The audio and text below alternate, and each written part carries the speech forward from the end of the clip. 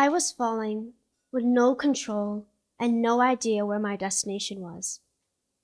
That's what it felt like when I was deciding whether to study abroad in London for my first semester of college. I was hesitant and unsure because I wanted a traditional start to college. I wanted the typical freshman moving experience, stuffing my car with the absolute college essentials, driving hours in a cramped car with my parents, and feeling the excitement of meeting new people from my freshman dorm.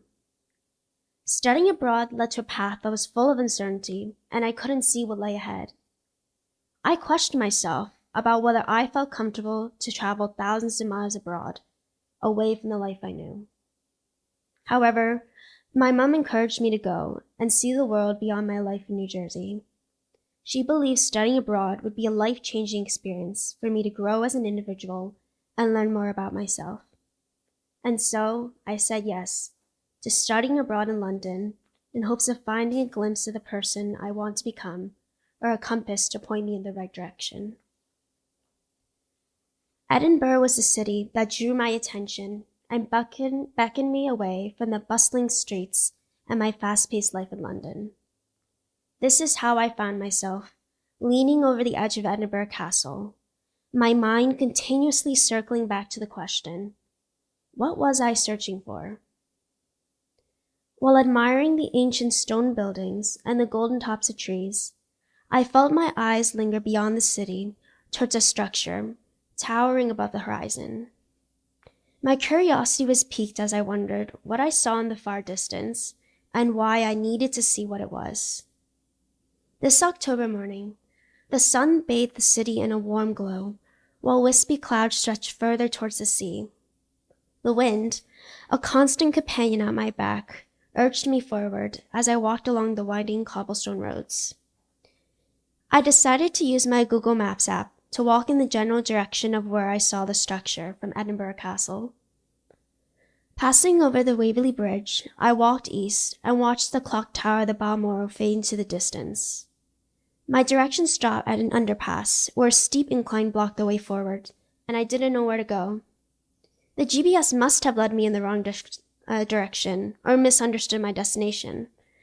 My heart started to pound in my chest as I realized I was lost in a foreign city and unsure where to go. Perhaps this was a sign that I needed to trust my instincts, and this was as far as my GPS can lead me. Crossing the street, I found an opening in the wall that I'd almost missed from standing across the street.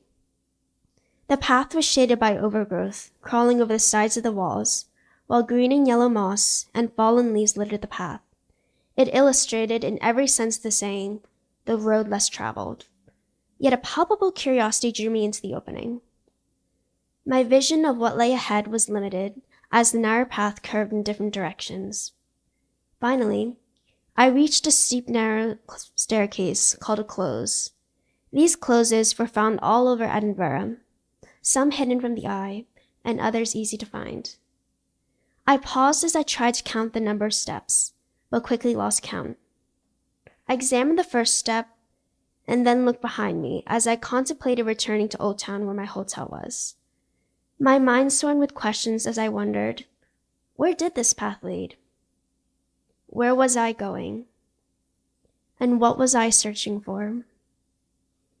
Finally, I quieted the storm of questions brewing in my mind and stepped forward.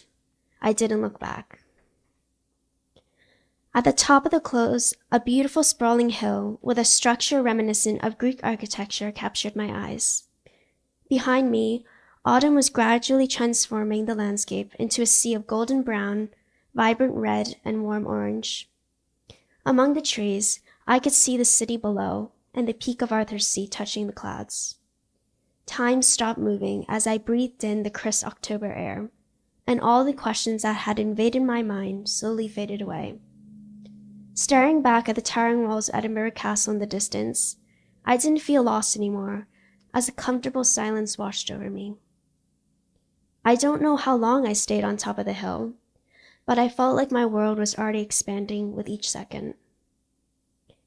When I returned to start my first semester at William & Mary, I didn't feel like I was taking a leap of faith in the dark. I embraced the uncertainty. If I could find my path in a foreign country, I will find my path here.